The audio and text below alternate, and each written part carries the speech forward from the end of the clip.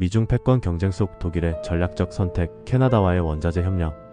독일과 캐나다가 체결한 원자재 협력 협정은 단순한 경제 협력이 아니라 미중 패권 경쟁이 격화되는 가운데 독일이 선택한 전략적 노선을 보여주는 사건으로 해석되고 있습니다. 중국의 자원카드, 서방의 약점. 중국은 세계 히토류 시장의 절대적 강자로 전기차, 배터리, 첨단 무기 체계의 필수적인 자원을 통제하고 있습니다.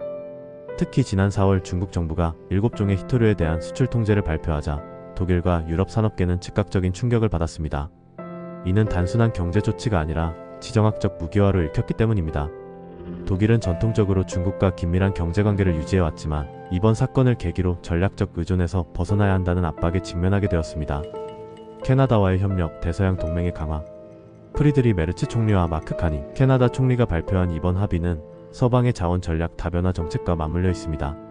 캐나다는 리튬, 코발트, 니켈, 히토류 등 풍부한 매장량을 보유하고 있으며 북미와 유럽을 연결하는 안보 친화적 공급망을 구축할 수가 있습니다. 캐나다 정부는 동부항만 인프라 확충에 대규모 투자를 약속하며 독일 유럽 시장으로의 안정적 수출 기반을 마련하겠다고 밝혔는데 이는 곧 북미 유럽 간 자원 블록화로 이어질 수 있음을 의미합니다. 이번 협력은 독일뿐 아니라 유럽연합 전체에도 파급력이 크다고 하겠습니다. 이유는 이미 전략적 자율성을 내세우며 공급망 다변화 정책을 추진해왔고 캐나다는 북미와 유럽을 잇는 안보 기반 원자재 허브로 부상하고 있습니다. 전문가들은 독일 캐나다 협력을 신원자재 블록화의 신호탄으로 분석하고 있는데 이는 단순한 경제 협력을 넘어 지정학적 연대 강화와 글로벌 공급망 재편이라는 더 큰 그림 속에 자리 잡고 있다고 하겠습니다. 독일의 전략적 전환. 독일이 이 합의를 주도한 것은 경제적 필요뿐 아니라 지정학적 안전판을 마련하기 위한 의도가 크다고 하겠습니다.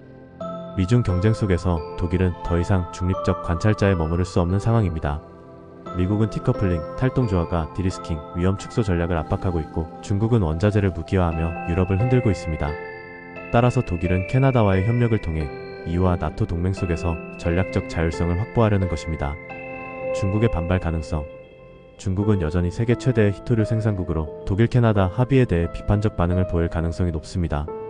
전문가들은 중국이 추가적인 수출 규제나 무역 압박으로 대응할 수 있다고 전망하고 있습니다.